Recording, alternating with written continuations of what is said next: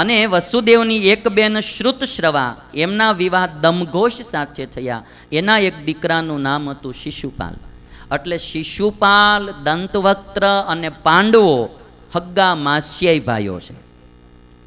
એટલે દંતવક્ત્ર, શિશુપાલ, પાંડવો અને ભગવાન કૃષ્ણ એ મામા ફૂઈના ભાઈઓ થાય.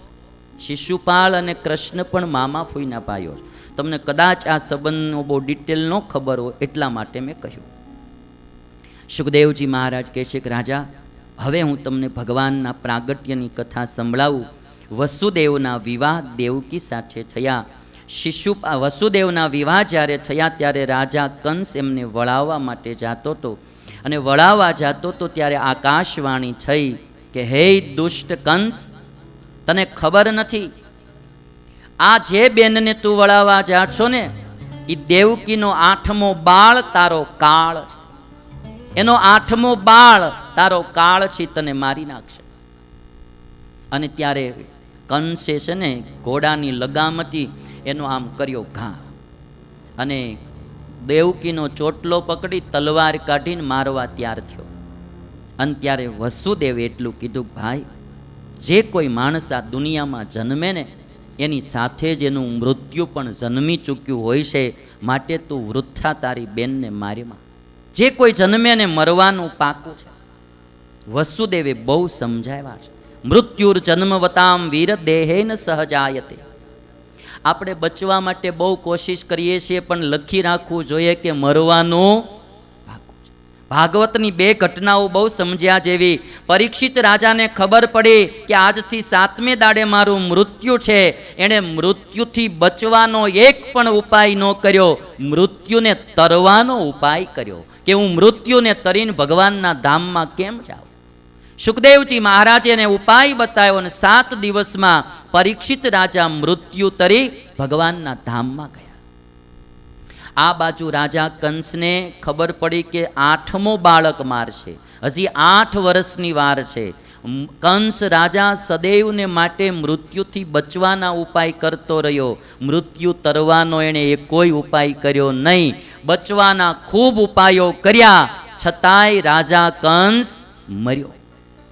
એટલા માટે કોઈ કવિ એમ કહ્યું છે કે શાયદ ઇસી કા નામ હૈ જિંદગી, યહાં કોઈ આ રહા હૈ, કોઈ જા રહા હૈ, કોઈ હંસ રહા હૈ, કોઈ રો રહા હૈ.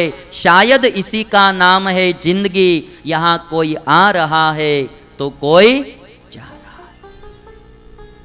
અને મજાની ઘટના તો એ બહુ વારે વારે ગમે એટલે કહું કે કવિ ચાલ્યા જતા હતા અને એમાં સામેથી કોઈ એક યુવાનની જાન આવતી હતી. લગ્ન થતા હતા, બેન્ડ વાજા વાગે, નાચગાન થાય, વાહવા થાય, ફટાકડા ફૂટે અને હે આનંદ મંગલ ને કિલોલ થતો આવે. અને આ બાજુથી કોઈ યુવાનનું મૃત્યુ થયેલું ને એની નનામી જાતી હતી. યુવાનનું મૃત્યુ થયેલું, એકનો એક દીકરો મૃત્યુ પામેલો.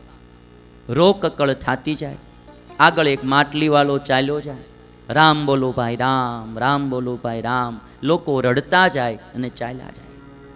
અને જ્યારે બેયનું આમ ક્રોસિંગ થયું, કવિએ નિહાળ્યું, 2 ઘટનાઓને નિહાળી.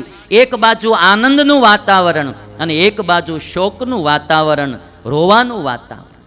અને કવિએ તરત પોતાની કલમ કાઢીને લખી નાખ્યું કે ઉધર કિસી કી બારાત આ રહી હૈ, इधर किसी का जनाजा उठा जा रहा है. उधर किसी की बारात आ रही है, इधर किसी का जनाजा उठा जा रहा है. उधर वाह वाह है, इधर आह आह है. शायद इसी का नाम है जिंदगी.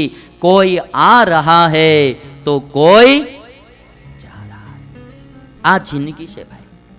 મારી તમારી બધાની જિંદગી આટલી છે. એમાં અડધે પોગી ગયા, ઘણા પોણે પોગી ગયા. અને એ તો આ તો આપણે એસ્ટિમેટ રાખીને વાત કરીએ કે 80-90 વર્ષ રહેવું. બાકી તો કાલે પોગી જાય, આજ રાતે પોગી જાય. હવે તો હાર્ટ એટેક બહુ વધી ગયા ને. સાંજે ભેગા ભજીયા ખાતા હોય ને સવારે નનામીમાં જવું પડે, સ્મશાને ભજીયા ખાતા હોય. આમાં વાર કેટલી? પડવામાં વાર કાંઈ લાગે?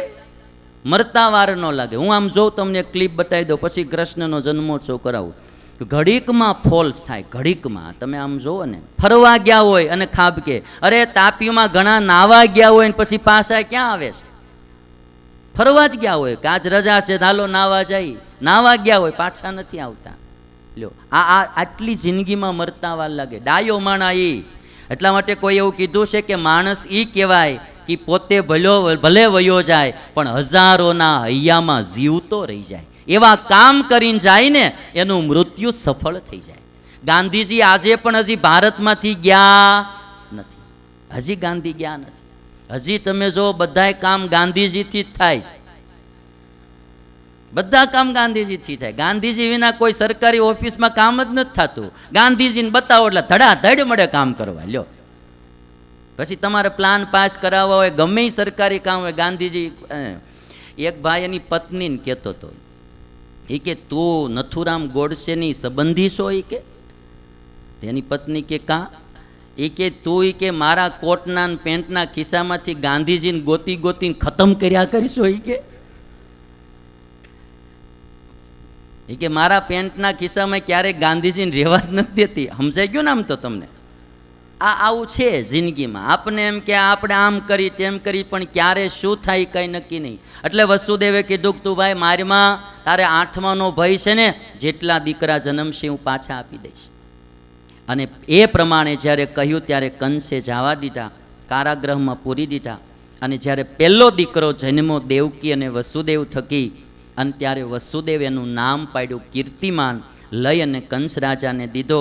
કંસે એમ કહ્યું કે વસુદેવ તમે પાછો લઈ જાઓ, મારે તો 8માનો ભય છે. દેવકી બહુ રાજી થઈ. ગમે એમ તો મારો ભાઈને, મારા દીકરાને જીવતો જવા દીધો. અને ત્યારે વસુદેવે એટલું કીધું તું, દેવકી દુષ્ટ માણાનો ભરોસો ન કરાય, ગમે ત્યારે બદલી જાય. દુર્જન માણાના ભરોસા ન હોય.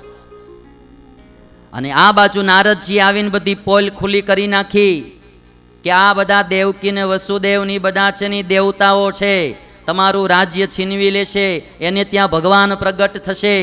અને બધી વાત કીધી. અને કંસ રાજાએ એ દીકરાને મગાવી અને મારી નાખ્યો. 6 દીકરાઓને આવી રીતે મારી નાખ્યા.